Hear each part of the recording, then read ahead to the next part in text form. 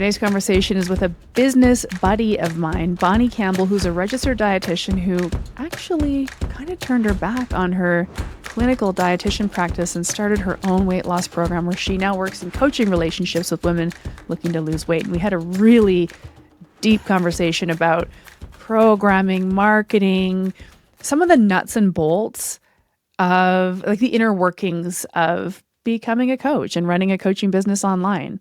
So, I really picked Bonnie's brain, how she does, what tools she uses. She gave me some really cool tips that I think you'll like as well on how to leverage conversations on Reddit to understand what your clients are looking for, what they need, what their struggles are.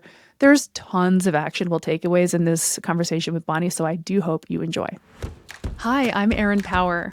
I'm a health coach, a health coaching educator and mentor, and your host of Health Coach Radio. This podcast delves into the art, science, and business of health coaching. Whether you're aspiring to land a coaching dream job or to embark on your own entrepreneurial adventure, we cover it all. Our mission is to help you grow your career, elevate your income, change the lives of the clients who need your help, and leave a lasting mark in this rapidly growing field. It's time for health coaches to make an impact.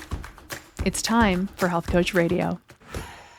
All right, Bonnie, we're off and running. I'm excited to chat with you, and I know our listeners are excited to chat with you. We love talking to folks who are working in the health and wellness space, and you are. So let's start the way all good podcasts start, which is basically who the heck are you and why are you here? Well, I am Bonnie Campbell. I have my own coaching business, The Nourished Path, that I started during COVID. I was going to do it before COVID started, but it was a journey at the beginning, and it was a kind of a weird year, but it was almost a blessing because everybody was going through a lot of change. So it worked out. And before that, I'm also a registered dietitian. And so before I was a coach, I worked at the hospital. And to become a registered dietitian, I got my master's in nutrition. I did a year-long residency. And I think we're going to maybe get into kind of some details of why I left the hospital, so I won't get into that now. But I just have found nutrition coaching specifically to be so fulfilling and being that part of people's lives. Amazing. It's just an amazing place to be. Oh, wow. Well, it sounds like you're deeply passionate about what you do. So you made this move right around COVID time, but you were thinking of doing it anyway. And what do you do with clients currently? What is the Nourished Path and how do you work with people and who are these folks? Yeah. So at the Nourished Path, we mostly work with women who are in their 30s and 40s and early 50s, who are already set in their fitness plans often. So they already are working out often at Orange Theory, F45, maybe some weightlifting, Pilates, all sorts of things like that. But they know that nutrition's the missing piece for them. And so we only really focus on the nutrition and giving them that weekly guidance to kind of take their nutrition to the next level, lose the weight that they had joined those gyms trying to lose, but then haven't seen a lot of success. And we've really kind of honed in on this person who's already very passionate about their health, but is stuck on what they need to do. Nice. I love that. That's really clear. I think that's really clear. It's sort of like we can't help everyone. So this is the benefit of niching or niching down, however you want to pronounce that word. I like that you focused on, the women who have exercise already dialed. I can relate to this woman too. Like we know how to exercise. We've been doing that forever. And maybe the food stuff's just not quite working. And mostly body composition change. Is it fat loss that you're typically focusing on? Yes. So we're usually helping people lose between 20 and 40 pounds. So a significant amount of weight, but not necessarily sometimes more than 50. Yeah. But usually it's kind of that refining of this person's at more or less healthy weight, maybe a little bit into the overweight category, but they work out 5 days a week and they don't look like it. And they want to look like they work out. They don't need abs, but they want to, flex their bicep and actually see a muscle pop out instead of just kind of a bingo wing. A bingo wing. I hear that a lot from women too, because I'm in the weight loss space for women as well. I want to look like I work out. I want to look like the effort I'm putting in is somehow paying off. So Mhm. it sounds like the woman that you're working with, they have a desire to see a little bit of some muscle definition, which is pretty cool. Yeah. And I would say the other person we work with is breastfeeding women and women who are Oh, pregnant.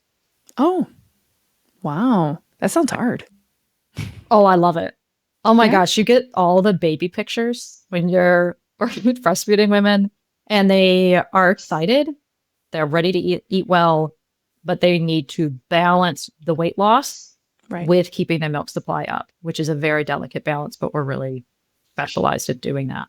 Oh, that's incredible. I think that's a That's, really yeah, interesting specialty. yeah. I wonder because every now and then, not anymore because I've aged into my 50s basically, but when I was doing this, 15 years ago, my clients were in their 30s, and I would get the occasional woman that said, "Okay, I had a baby 8 weeks ago. I'm ready to start losing the baby weight," and I always felt so nervous about even going there because it's like, whoa, Mhm. whoa, whoa, whoa, hang on, you're trying to produce milk here. I don't know. I don't really know how to support that. So I think that's a really interesting specialty. So these women, just to kind of zero in on, say, these breastfeeding women, they want to lose weight, so trying to get the baby weight off, Mhm. and they also have an interest in keeping their milk supply up. So they're trying to balance both. Is that what you're finding? Yes, it's a tightrope, No but kidding. it can be walked for most people. And that's, I think, the real benefit of us being registered dietitians is that we do have that extra clinical training to have that confidence, but also from a liability perspective, we have a lot more protection Hmm. by our licensure and our liability than if you were not, licensed in a way. Hmm. True. Yeah, good point. Well, I do want to talk about this whole dietitian thing that you did, but first of all, like just to kind of zero in on some of the stuff you shared. So you offer weekly guidance to your Mhm. clients. So I'm curious, I love talking about this. I don't know if anybody else listening loves talking about this, but I love talking about like how do you structure the coaching relationship? Is it a Yeah. weekly one-on-one check-in call? Is it small group coaching? Just how is that facilitated? Yeah. We actually don't do either of those things. Oh, yes. Yeah. So we do our responses to our clients with a recorded video. Oh, It, I think, marries the convenience for both the coach and the client of asynchronous communication, but it's still very personal to that client. It's just for them. And I also find, because we've done the live calls and the recorded calls work better because you can be a bit more honest in a recording than you can when you're looking at somebody's face and they can't interrupt you and go, oh, but I'm going to explain myself. I'm going to give my excuse. They just need to listen. And then when they go and they finish the video and they can type their response back, those excuses usually they don't. Sometimes they happen, but it's a lot less, and we can be a lot more to the point. wow. They get That's better a results. Yeah, that's fascinating. It makes a lot of sense when you put it that way. Because I think sometimes I'd be curious to know what you think. Because I hear this a lot from women is that they think they need this one-on-one in the moment, very focused, high maintenance support.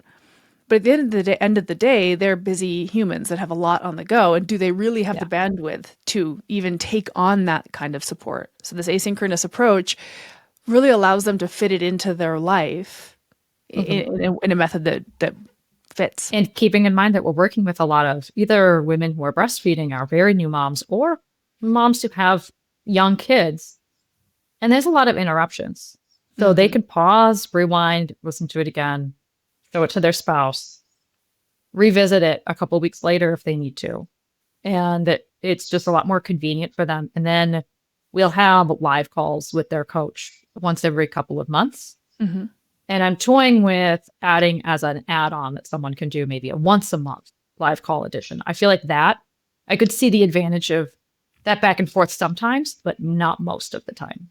Wow. Oh, that's So such that's an something we're interesting, toying almost, with. yeah, that's almost countercultural. I like this. Mhm. It's cool. I think this is cool because this is exactly why I asked this question. Like, what are some different ways we can facilitate the coaching relationship? So, Yeah. I just want to get right into the absolute weeds. Okay, so do they receive some kind of weekly prompt? Is there some like when they Yes. send? Okay, how does that? What kind of thing do you ask them to report on? Yeah, so they'll report on how well their goal went from the previous week, goal or goals, what struggles they ran into, whether with those goals or something else, anything specific questions they have, any meals they want us to look at. Hey, I'm having trouble at lunchtime during the week. Can you help me figure out a different meal option, whatever? What's coming up for the next week? And then any other things that we need to know, was it their period this last week or, kind of what was going on. And obviously for breastfeeding women, how's your supply? Has there been any changes there? And that kind of gets to most of what we need to know. And then on the daily, they track their workouts, water if they need to. Some people are fine. Some people need it. Whatever steps, whatever things that they really need to kind of be doing on a daily basis. Cool. Do you have that all tracked in an app, or what kind of platform do you track those daily metrics in? Yeah, we use an app called PT Distinction, and we are possibly in transition to a new app that's currently being built with our direct involvement. So that is TBD. That'll be specifically for nutrition coaches. Oh my goodness. Thank goodness. I'm really excited because we're getting to form exactly what it looks like, but it's going really, really slow. Oh. As all tech things seem to. Yeah. Cool. That's exciting.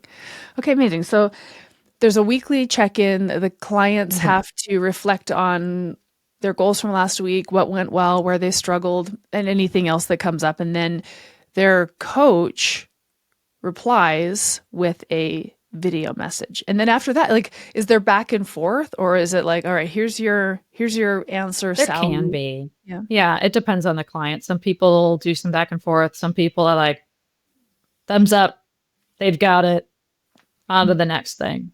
And then I'd say the other thing that we really do is because I know that the other question, when you focus on fat loss, some people start with a body recomposition phase or a metabolic restoration phase, and they go into fat loss.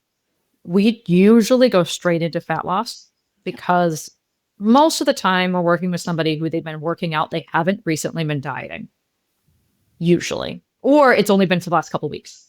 They're like, hey, I've tried this for a month by myself. I told myself I'd give it 4 weeks. I've been getting no place. I need help. And so we're not usually working with someone who's already very depleted. Got you. And if we are, then we talk to them, hey, we might be doing this first.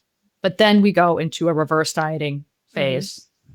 We usually do 4 to 6 weeks of that. Just depends on the person and what they have going on. And then we'll do some time in maintenance and encourage them to stop tracking. Some people, they're like, oh my God, thank you. Tracking their foods in MyFitnessPal is usually what we use. Just because it lets us look at their actual food diaries, where a lot of other ones like Lose It, it's really hard to see what they're eating. Yeah. Yeah. Cool. Okay, I like that and I wonder if, from a compliance or execution or client buy-in standpoint, moving them right into fat loss so they can get some kind of observable quick win is very motivating. Do you find, is that one of the reasons why you do that? Oh, yeah. Yeah. Yes, because they're ready to go. If they're excited and their body is in a good place to be doing this, why wouldn't we just go for it? In my opinion. I mean, I'm sure there's a lot of reasons why someone might not, but that's just not what we do. Yeah, 100%. Well, that's the thing, right? That's the beautiful thing, is that every single person in the body change fat loss space for women, every single practitioner is got a little bit of a different methodology. And that's what I love. I never tire of hearing how other people are doing kind of the same thing that I do. It's just fascinating because there's no shortage of women in the world seeking fat loss, but every individual woman wants to go about it a certain kind of way. So, it's the rising tide lifts all boats kind of thing. I just think this is so cool. And I know a lot of people are doing group programs now. Every time I have attempted to do a group anything, it has totally fallen flat. So I don't know if my clients just don't like it, if their schedules don't allow it. If I'm not flexible, honestly, I will not do things in the evening. So maybe it's on me. I don't work evenings and weekends generally. So that's also possible. It's so funny that you say that, because for years, various business coaches I've had have said, you've gotten to the limit of one-on-one. You have to scale either into group coaching or hiring co-coaches to help you facilitate the coaching. You have to do one of those two scaling options. Mhm. Eventually we have to scale because a one person doing one-on-ones it's a finite resource. And I finally hit that wall, and 3 years ago moved to group, dragging my heels, kicking and screaming. I moved into group. I hated everything about it. I couldn't conceptualize how this would work for people. And now I will say 3 years later, it's like, oh my God, I love it. It's amazing. It's really working. But it sounds to me you went the other way, which is you have coaches helping you manage the client roster. Mhm. Or are are they all dietitians as well? I have two coaches. One's a registered dietitian, and the other has her master's in nutrition, but just didn't do the hospital residency part of Same. becoming a dietitian. And because I'm a dietitian, I can always supervise for anybody who needs it, who she's working with, which is Yeah. not that often. Cool. Okay. But Okay. So you have these co-coaches, or are they what do you call them? Are they co-coaches? Is that the right thing to call them? Are they coaches in the program? I just call them coaches, but Yeah. I think it all works. It all works. Yeah. And then are they each individually given a chunk of the roster? They have their sort of client roster and they're managing those individuals. Yeah. Amazing. That's cool. I'm just curious how many roughly clients each of your coaches is managing. Yeah. So with this method of doing things with the recorded videos, you can generally budget for most times about 30 to 35 minutes per client per week. Okay. And so depending on how many hours they want to work, Yeah. you can kind of do the math from there. So neither of them wants to, it's like, who wants to work, 40 hours a week? Nobody. And so I would say one of my coaches has about 65 clients. She could probably take a dozen more. And the other one has about 35, and she could take just a couple more because she's a toddler. And those take time. No doubt. Wow, that's amazing. That's a healthy client roster. I think it's funny when you said nobody wants to work 40 hours a week. This is one of my great crusades is I'd like to work 10 hours a week. How can I make that happen? I'm always thinking about how to work less. I love that. Okay, so I guess when I think about, you probably have your sights on growing your business, I imagine. Like what's sort of do you envision it growing even more? And if so, then is it bringing on more coaches? Like what's sort of your future plan? I think the dream would be to have 4 or 5 coaches, Mm-hmm. because that gives a bandwidth where if one person goes on a 2-week vacation, it's fairly easy to spread their client load out among some substitutes without anyone feeling like they're overloaded. Right Yeah. now, when someone goes on when my main coach goes on vacation, it is all hands on deck for mostly me and then my other coach to Right. cover for her. It's not fun. No doubt. Well, what is sort of your role? Who are you in the I guess from a marketing perspective, when clients Yeah. come to work with you, are they coming to work with Bonnie, and then what do you offer personally? Yeah. Or have you marketed it as though this is the Nourished path, this is our organization, and we will help you? I'm just curious how you language that. Yeah. And that was definitely a concern I had when I started having coaches, of how am I going to make it so that people aren't disappointed that they're not working with me. Mm-hmm. And my husband actually is a financial advisor, and he has his own business, and he has to do the same thing. Oh, So it's very interesting. We talked together. He's very jealous that our industry is almost unregulated, and he has so many. He can't even ask someone for a Google review. no. It's awful. Anyway, so I frame it very early that this is a team and I don't coach. Okay. And very rarely are people asking, can I work with you, by the time they get on their discovery call with me. I do all the discovery calls unless I'm on vacation for an extended period of time or something like that. And I always say, well, part of this conversation is going to be deciding which coach is the right fit for you. And so it's never a question of, I'll be working with Bonnie. Usually, sometimes they're like, oh, I'm just curious, but they don't expect it.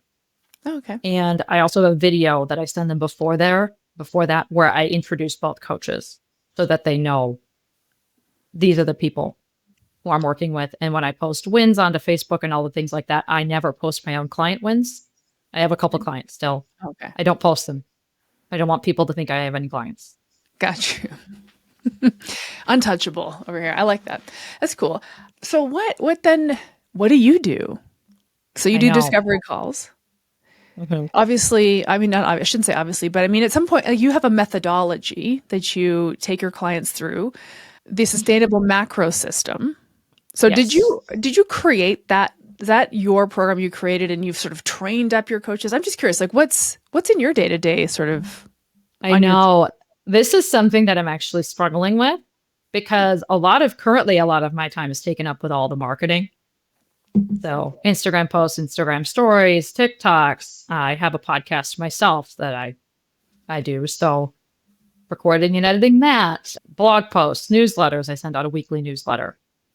I am on Reddit very frequently. Oh, Reddit good is for amazing. you. Good for you. I want to talk about that a little bit, but yeah, keep. And so all of those things keep me very busy. Mhm. But I just hired somebody to help with marketing, and she's going to take a lot of those things over time off of my plate. And obviously, there will still be time I'm spending with planning with her. I still am the one needs to record any reels, all those things. I'm going to keep Reddit because I love it. But right now, those things probably take me 10 hours every week. And I'm hoping for it to be 2, Wow, good which job. would be great. Yeah. And so that's the question is, well, then am I just the email customer service person in IT?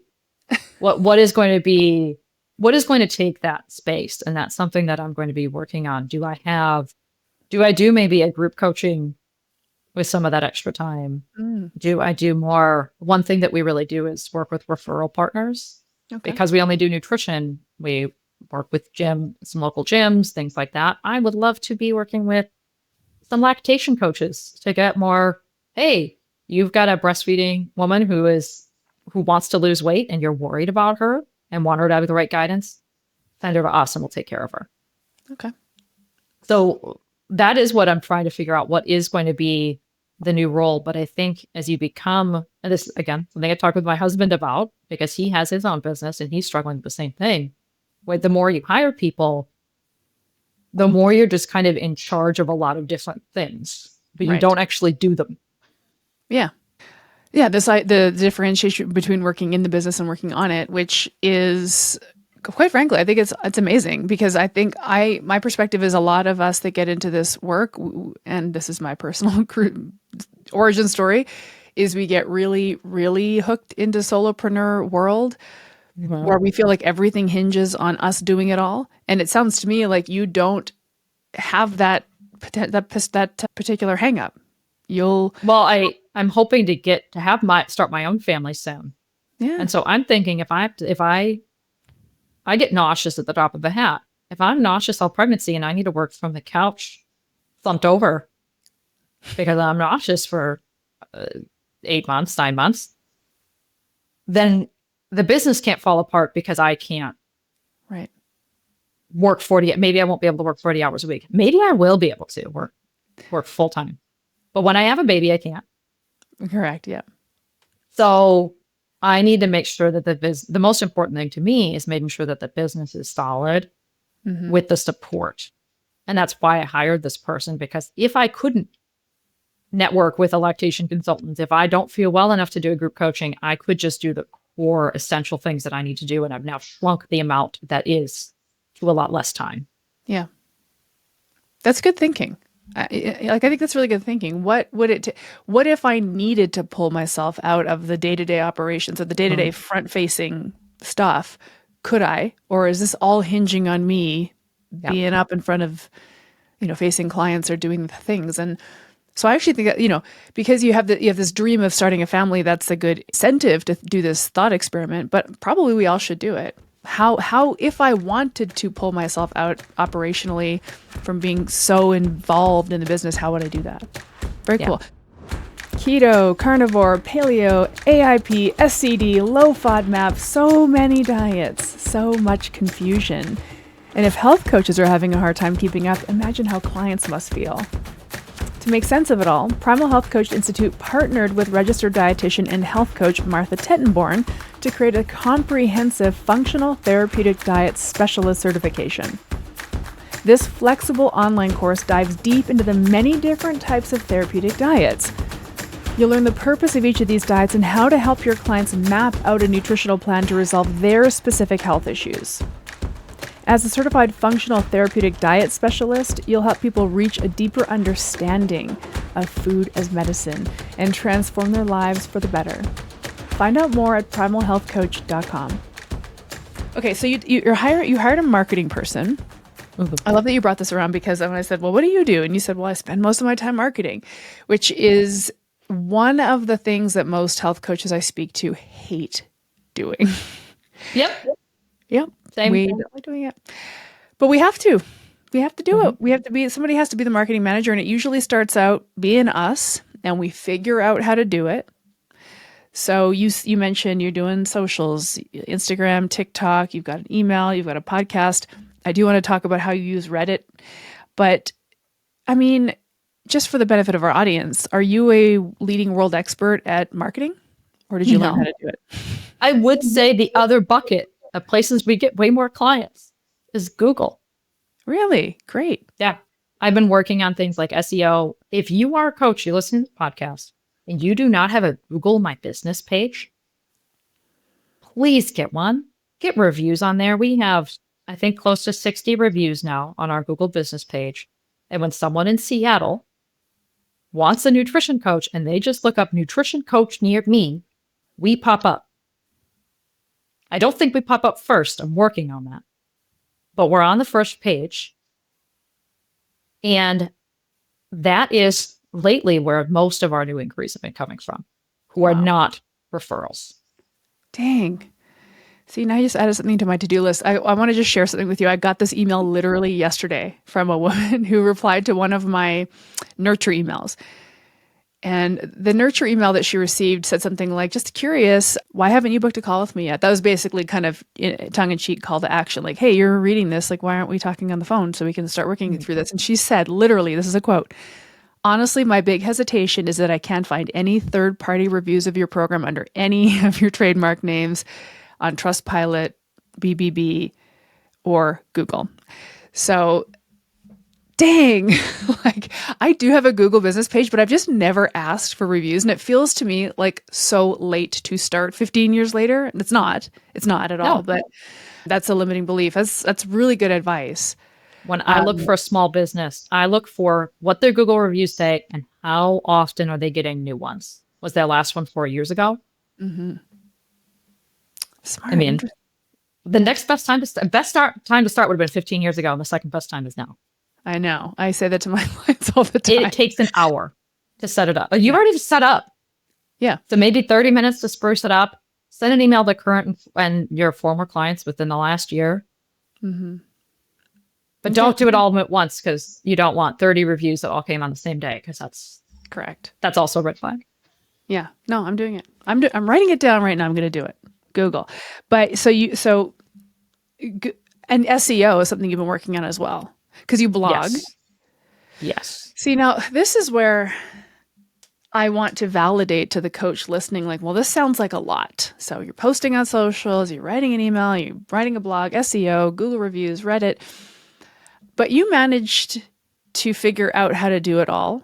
And it seems to me that you see the value, despite the fact that you, like all of us, never really wanted to be a marketing manager. No. So you see the value. And what's your marketing manager going to take over for you? Or your marketing hire that you just hired? God, Instagram is the biggest thing I want off my plate. Amazing. So they're going to do the posting for you and all the engaging in the DMs? I have somebody doing DMs already. So when someone sends a message, I don't like being on social media very much, except for Reddit. Like I said, I like Reddit and Discord, but that goes with Reddit. And for me, not in general, just for me. But I just don't particularly like Instagram. I don't like being there. I do like posting on stories, but that's about it. So, and then as far as SEO and the blog goes, when I started the podcast, I let the blog slide. Mm-hmm. And I'm recently pulling that back. I hired someone who specifically does blogging. So she has been kind of getting it back up and running. And then my new person will take that over when she's done in September.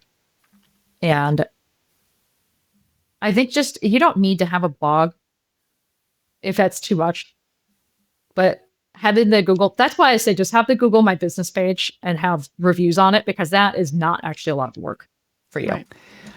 Lots of things on the to-do list. You made me think about the fact that since I started my podcast, my blog also has been neglected. Well, and you could hire somebody, take the podcast and repurpose them into blog posts. Yeah. And people say that like it's easy. If it is, I don't have the 2 hours every podcast to do that. I don't have it. But my new person will. Yes. So I can be recording the podcast. She can be doing the audio editing, all of those things, post it, and write a blog post. And I can then review it and just say, hey, make these couple changes for me. Well, this is where I'm going to make a little tech shout out. I'm sure you've heard of this, Bonnie, but for anybody listening, the tool Descript has saved the game for me because I do my own podcast editing because, hello, I'm still solopreneuring. In fact, that was an episode I just recorded, a solo episode for this podcast, which is in defense of the solopreneur, just in case anybody else is still grinding it out by themselves. But with Descript, you can, and this is not sponsored, by the way, you can, but it pulls up this transcript of your whole podcast. And then you can take that transcript and they have AI tools to generate a blog post. Now, I don't recommend using AI to write your blogs, but it at least summarizes the transcript into a blog-ish cluster of words that then you can finesse. And so quite honestly, to your point, you're still looking at 2 hours because you're editing and you're pulling all this stuff together. It's definitely the kind of thing that could be somebody else's job for sure. But just anybody who's listening, Descript is a great tool for that. And Descript, you can have 1 hour a month of free transcription, and then you can just take that and copy and paste it in ChatGPT, which you can also get a certain amount free per month and use that. Yeah. So that is what I do as well, because I don't know a lot of podcasting tools. That's one of the few I do know. Oh my God, it's a game changer. Yeah, I'll take the write-up that Descript gives me, and I'll paste it into, I have the paid ChatGPT, and I'll say, Descript gave me this lame summary. Can you make it sound better? And it will. So I've got like dueling robots basically writing my YouTube descriptions. It gives you a good spot to start editing from instead of starting from, a lot of times I record a podcast and then I do the rest of it another day. Yeah. And I've already forgotten what I said. 100%. That's my model. That's my process is I record the thing. And once it's done recording, I immediately pop it up into Descript. I just upload it and then I walk away. I'll come back 2 days later and Descript has already populated the transcript and then you're editing through the transcript. Yeah, it's a really useful tool, but it's interesting because podcasting being a long form content model, it lends itself to YouTube. It lends itself to a blog if you just repurpose it as such. I think that, I really do love hearing that coaches are still using long form content in marketing because I think the short form thing, for me, it's just gotten really old. I'm with you. I'm like, get me off of Instagram. Like as soon as I win the lottery, I'm deleting Instagram off my phone or whatever. I just can't deal with it.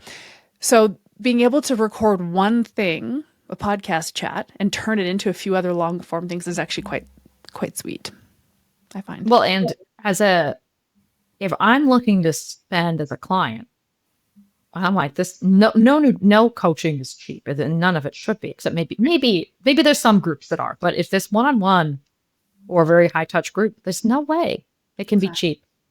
And if all I'm seeing from you is your little Instagram post, I want more somewhere. That's an interesting perspective. Okay, I want to pull this thread because we're kind of dancing around pricing, which I don't talk about a ton, but I think it'd be really cool to talk about. And here's my beef. Maybe you can relate to this, is right now in our line of work, when it comes to marketing, there's a big push, at least this is how I interpret it, big push on trying to get these viral moments on Instagram. This hook that doesn't say anything, the hook on the reel doesn't say anything at all, and then it tricks you into reading the caption. I hate that. As a consumer of social content, it's like, what are we doing here? This isn't useful. And it feels cheap to me. That feels cheap. It's like, what kind of junky Temu thing are you peddling here if that's your marketing strategy? And I feel the same way as you. I actually have a methodology that I want to teach and bring you into. So my content is a little more talking head, a little more long-winded, because I want you to understand that I'm a knowledgeable practitioner and we're going to work together.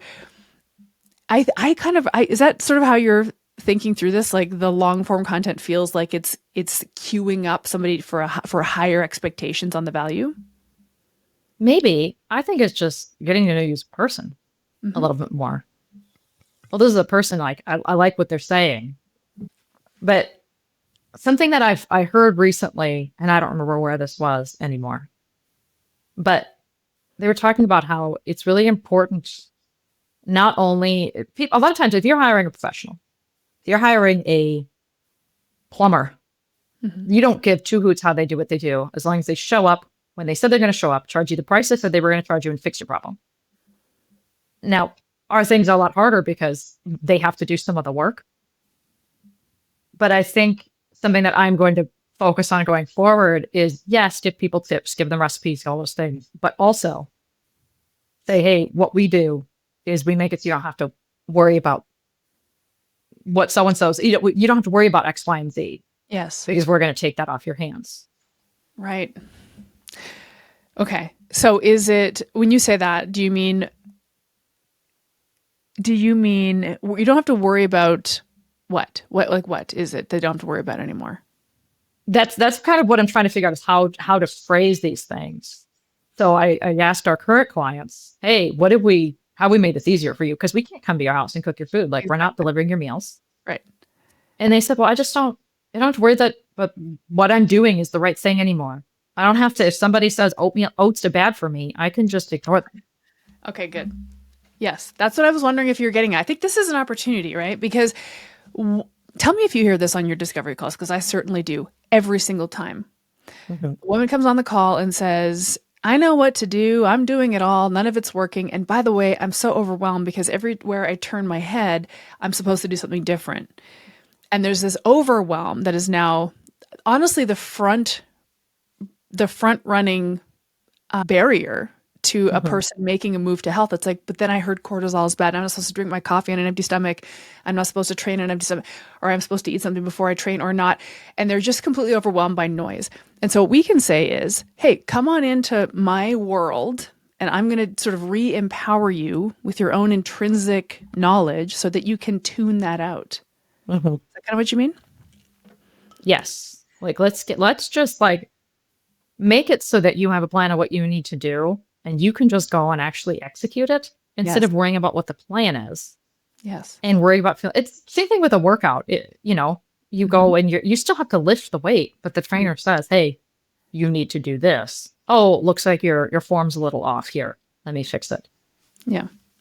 I actually think that's a really interesting little thought experiment, imagination exercise to run people through on a discovery call, which should be like, okay, let's imagine we have this whole like magic wand and I can create this white glove, perfect weight loss solution for you. What would it include? And they might say, well, you come live at my house and you cook my meals and you put me to bed and you take me for the walks. And they'll say, okay, great.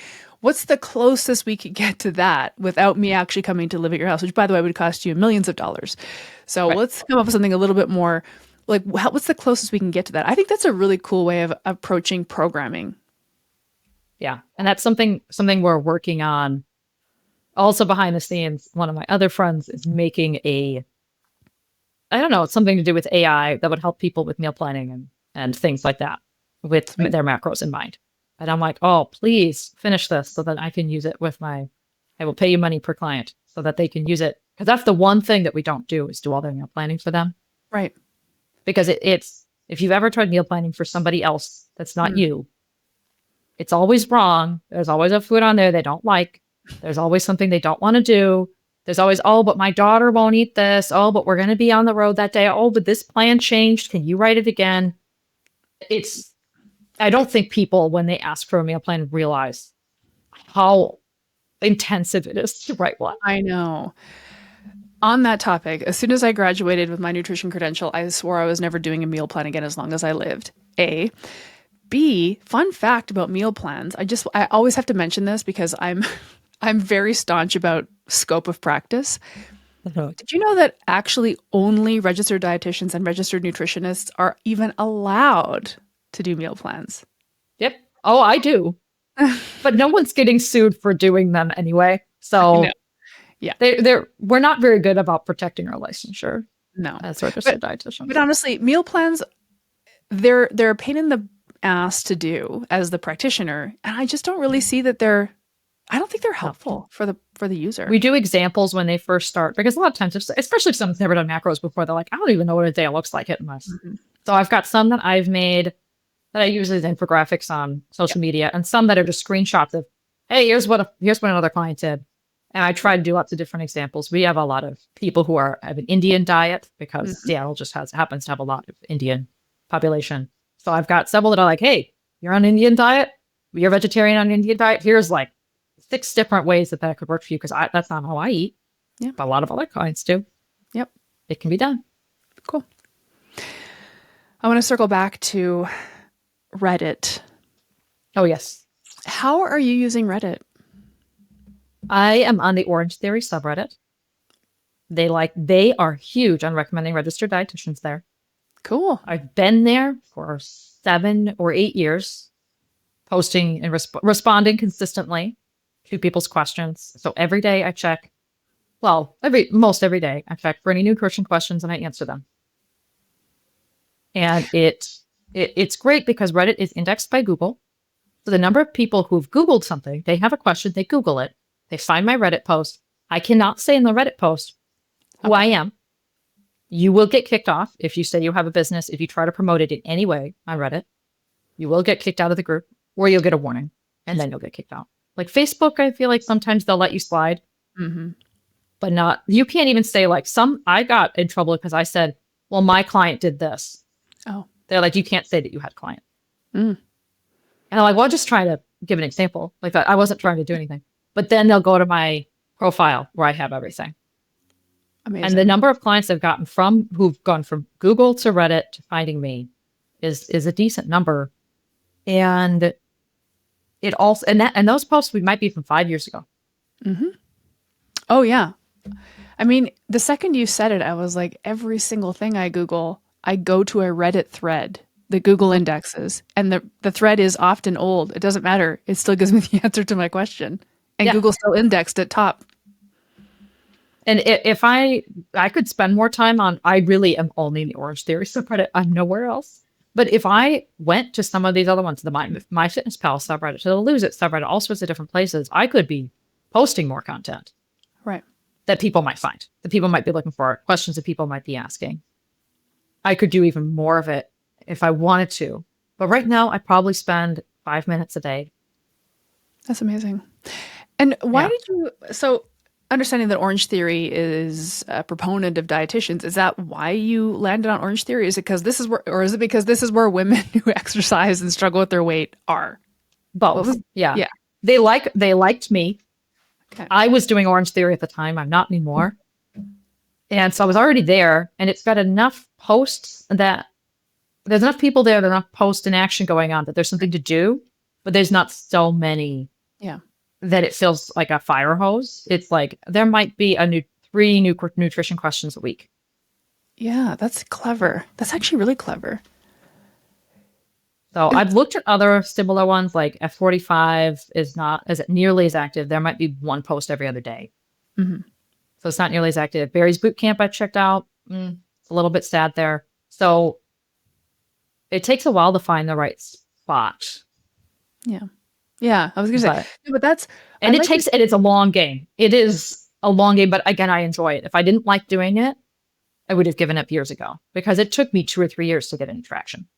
Got you. Well, also, I think what's useful about that, a couple things. First of all, I mean, talk about market research. The literal questions that your literal ideal client are asking in their literal words. Because we have to a lot of times do those imaginations, sort of like, what's the unwanted experience your ideal client is having, and we try to articulate it, but in those Reddit threads, you're seeing it in their own words.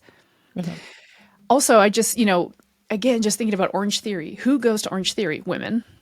I know there's some dudes there. I know there are, but women in their sort of 30s and 40s who care about fitness and are willing to put up with that hard ass workout 3, 4, 5 times a week, and probably aren't seeing great results from it just because of what we kind of know about how exercise and diet play off each other.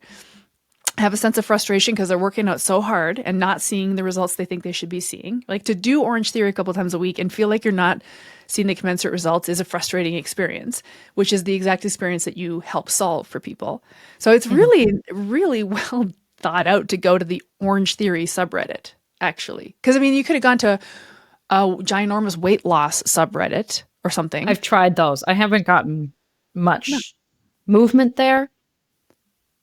But yeah, I have my ideal client, and I could see eventually going to r slash breastfeeding or r slash new moms or something like that. Yep. When we get to that point, because I think it'll be kind of similar.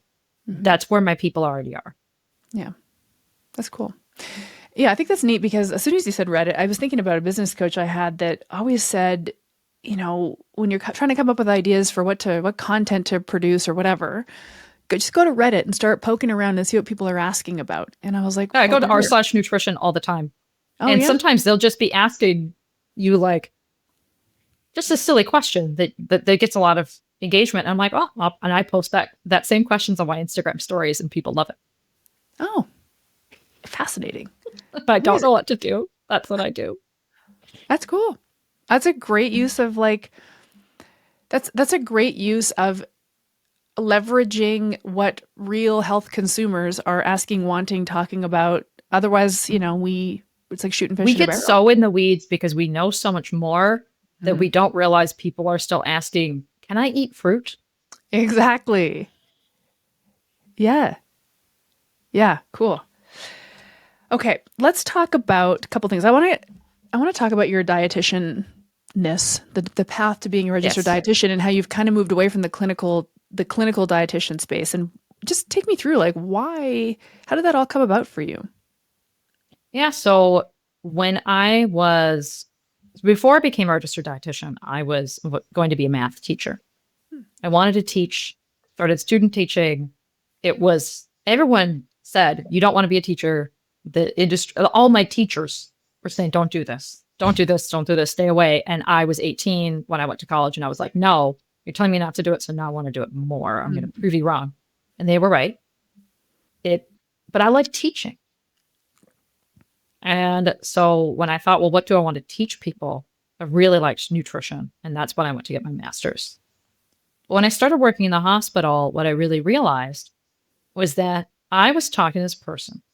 They had a heart attack 2 days ago, went to the hospital, had double bypass. And then I'm going to see them. They're in a hospital bed, barely conscious, with a Jell-O cup. And I'm sitting with them and maybe their spouse and telling them about the DASH diet. And then they go home and I don't know whatever happened to them. Don't know if they ever did anything. I don't know if I really made a difference. And I just got to thinking, what if I had talked to this person 20 years ago and helped them with these things so that the heart attack either never happened or instead of happening at 65, it happened at 85. Yep. Because a lot of these health conditions, if someone's going to get diabetes when they're 45, they're going to get diabetes. But we can get them, they're going to get diabetes, but maybe we can make it at 75 instead of 45. And now, 30 years from now, who knows what technologies, how far medical advancements are going to go. But also, I don't know. I think medications you have to start taking after 85 don't count. You already made it to 85. You're doing great. Fair enough. Yeah. That's a good philosophy. So I just felt like I could make so much more of a difference in really helping people with those changes. And the other thing I saw when I was working in the nursing home specifically is there were no old people who were what we would consider obese. Maybe they were obese on the BMI, but it would be barely. But no people who were old in the nursing home who had 100 pounds of weight to lose. The people who had 100 pounds to lose who were in the nursing home were 65, 70, or they never made it that far. And it was just like, we have a problem. And there's not a lot of people in this industry who are credentialed. And I think having us in this space lifts the whole industry up because we can talk about these things. A lot of registered dietitians think weight loss is beneath them. And I just don't think, I think that's not true. Can I want to pull that a little bit because I'm really curious about that. Yeah. So kind of going back to how you use Reddit, I'm in a Facebook group and long story short, it's a women's Facebook group, a local here. And there's always weight loss questions because what else would women talk about? So a woman comes into the group and says, I need to lose 30 pounds. What should I do? And then of course, it's just an absolute ridiculous poop storm of idiotic comments from people who say, try all these crazy things. But somebody will inevitably say, you should track down a dietitian to help you lose weight. And I think to myself, I don't think I know any dietitian that does weight loss. Like, to me, when I think of only dietitian, weight loss with surgery, like right, weight loss right. surgery, or maybe if you're taking Ozempic, you also have a dietitian. Yeah. Usually it's before bariatric surgery, you have to see a dietitian. Correct. And I had no training in weight loss Really? in school. No, because when you're in the hospital, our goal is to keep you from losing weight. Yeah. Generally, you have a little old lady whose BMI is 19, Mm-hmm. and you don't want it to, get too low because she couldn't eat anything for 2 days because she had 3 surgeries. Yeah. And you're advocating for her. So that's who we're talking about. That's what we're really trained for, is hospital work, nursing home, school food service, things like that. We're not really trained for weight loss. I had to do extra training in that. Yeah. And so a lot of dietitians won't even know anything. You can go see a dietitian, but most people say, well, I've seen a dietitian, but she kind of just said my plate, like, make sure you're eating some vegetables. Because most of the people that you talk to as a dietitian are like, they're eating McDonald's 3 times a day and their diet's really, really poor. Most people I talk to, they're already doing like 85% of the things they need to be doing. Mm-hmm. I want to go back to what you said about the nursing home, how the people in the nursing home who are overweight aren't the very elderly, because if they live to be old enough, their metabolic health, shall we say, is good enough that they aren't obese. This is how I interpreted what you said. Usually, yeah. I mean, there's exceptions to anything. Someone's like, well, my friend's granddad, yeah, maybe, but yeah. But what you're seeing is sort of in the younger seniors, that's where you're starting to see more obese people come in, and then they don't make it to those. They generally that's my supposition, my correlation. No, I think that's interesting. And so is the origin of that supposition that obesity and weight struggles, metabolic health, are epidemic in younger and younger and younger, and more? No. Okay. I think it's that, I'm going to be frank, people die before they get to 85. Got you. Yeah. So this is interesting because I work as an educator in a health coaching school that certifies and trains health coaches. And in the last few years, we've seen an incredible shift to people coming from licensed health fields, dietitians, nurses, and some doctors to a certain extent, who want to train to be a coach and are contemplating turning their back on their licensure and their clinical sort of life, kind of for the same reason you just said, is I want to be more in the preventive space. I want to get ahead of people being in the hospital. It sounds like that's the big part of your origin as well. Yes. And Trisha, who is my registered dietitian coach, that's what she did. She got her health coaching certification to make sure she's like, I want to make sure I have all the tools I need. Because like I said, our schooling doesn't necessarily, we do counseling training, but it's not the same. No. Cool. That's really cool. Amazing. So take me through, like, just give us a little rundown of the core philosophy behind the sustainable macro system. Talk a little bit about your program. What are the sort of the moving parts in there that might be interesting for us to know about? Yeah, I think that's, again, something I notice as you're talking about getting all sorts of crazy advice on a Facebook group, that a lot of times people think they need to be doing a million things, so they do nothing. Because they're like, well, anything that I do seems to be wrong, so I'm going to do nothing. So we start with, well, why don't we just focus on one thing? That's what makes us sustainable. So we focus on macronutrients, teaching them, if they don't already know, about protein, carbs, and fat. Keeping a good balance of those. We don't go for super high protein or super high fat or super low carb or anything. It's all very balanced. And I would say, to give an exact example, I'd say most of the time we're in the ballpark of 40% carbs, 30% protein, 30% fat. Somewhere near there. And making it so that that's sustainable in their everyday life and that they're making changes that they can continue. Because so many people have done these diets that were too extreme or didn't work with their lives and they couldn't keep it up. So somebody's drinking wine. This happens a lot. They're drinking wine every day after work. Well, saying no wine, probably not going to work for them long term. Sometimes we will do a 1 month, like, hey, I just want to kind of get you set on a new baseline, make some new habits, but it's only going to be a month. And sometimes we'll just say, okay, we're going to have wine every day after work, but we're going to have a smaller glass. Nice.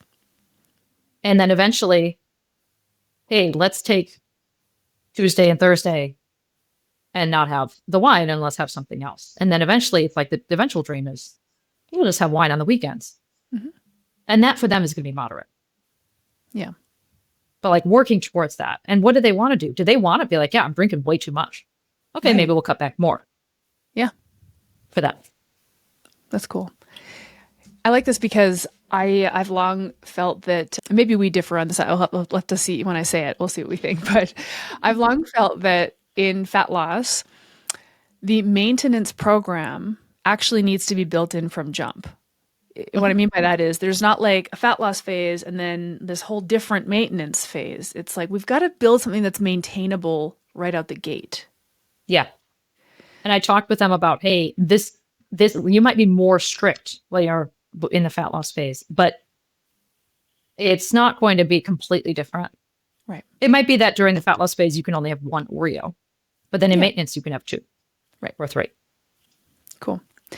How long do you work with clients? The average for people who have success and meet their goals is 9-ish months, but it depends on what their goal is. I love to hear that. I love to hear a longer term weight loss program. I really do. Oh yeah. I tell people, I'm like, I know we have the option of 12 weeks to start, but unless someone has, sometimes we'll get somebody who's like, yeah, I think I'm doing pretty well. I'm going into I'm starting to get into perimenopause and I just kind of want to make sure I'm doing things good. And that person maybe only needs 12 weeks, or they say, oh, I gained 5 pounds and they want to lose 5 pounds. Maybe that person can lose 5 pounds, learn to maintain it in 12 weeks. But everyone else, they say, hey, you don't know me. You find me on Google. Let's start with 12 weeks. Make sure that it's a good fit. Okay. But you're not going to be dumb. You've got to be transparent. And they say, thank you. Almost every time they say, I didn't want fast results. Everyone's saying you've got to promise these fast results. You have to promise somebody 20 pounds in 12 weeks. You have to promise. And like, people are sick of that. I've found maybe that's just our people.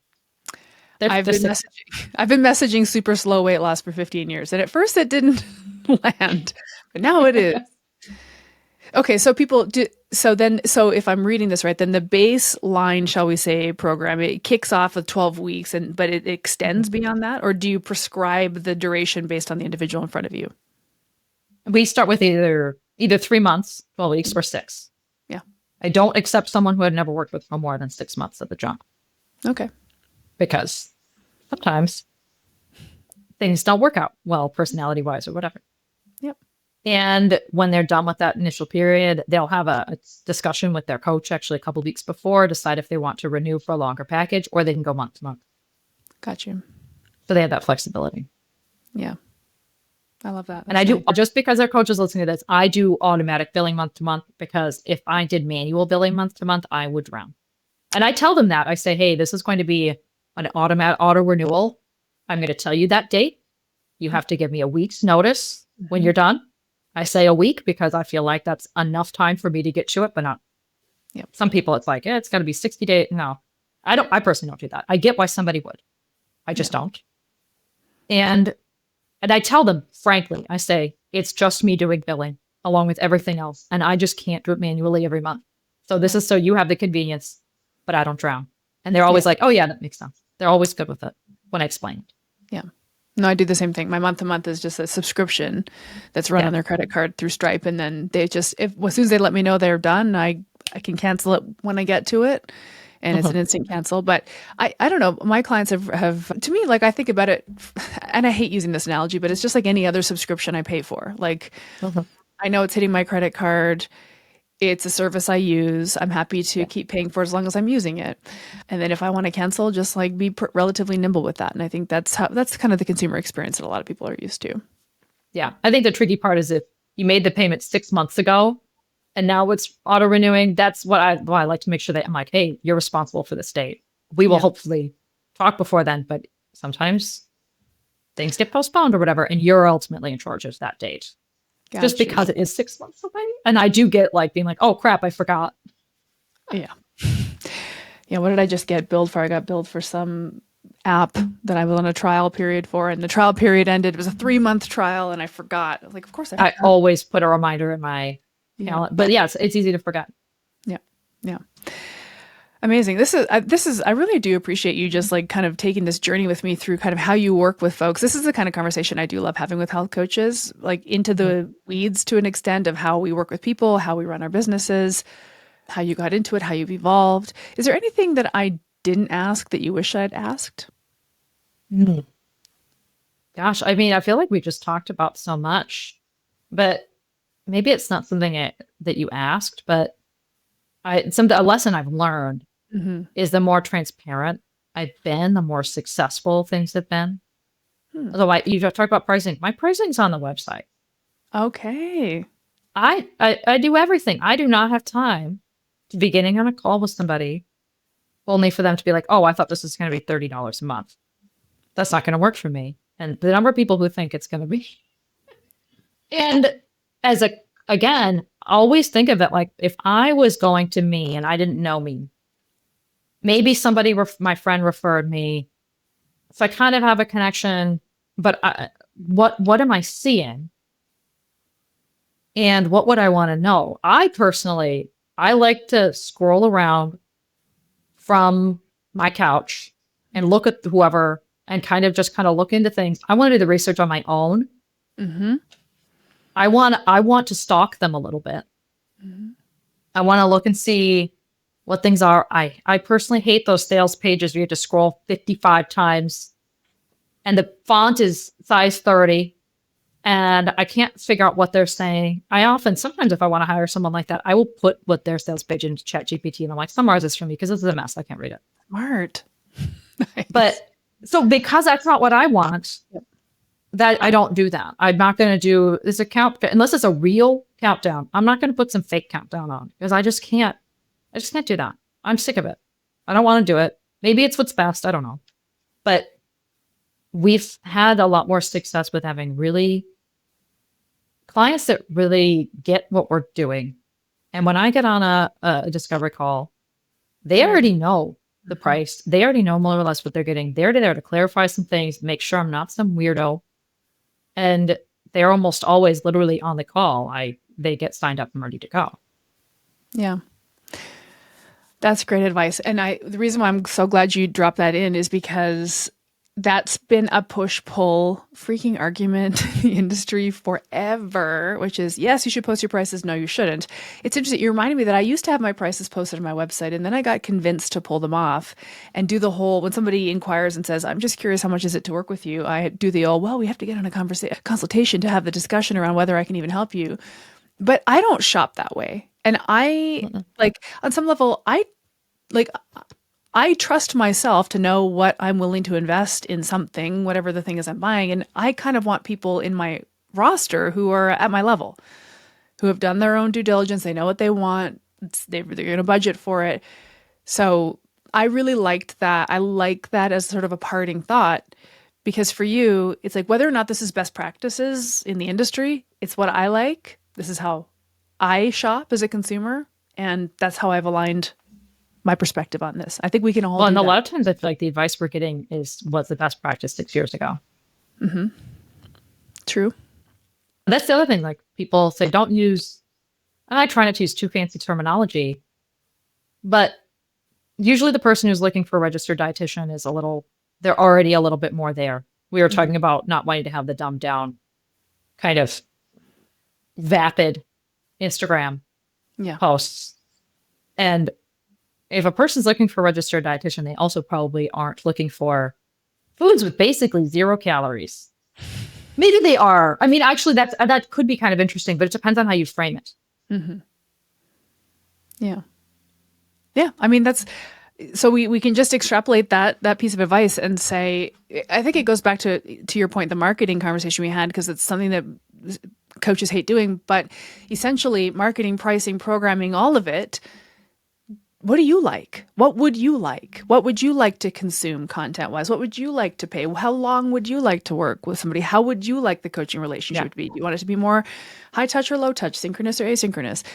Anything goes. And I am not a marketing expert, by the way. Right. It's just what makes me sleep at night. And I notice that the people who do reach out are the right fit, almost always are the right fit.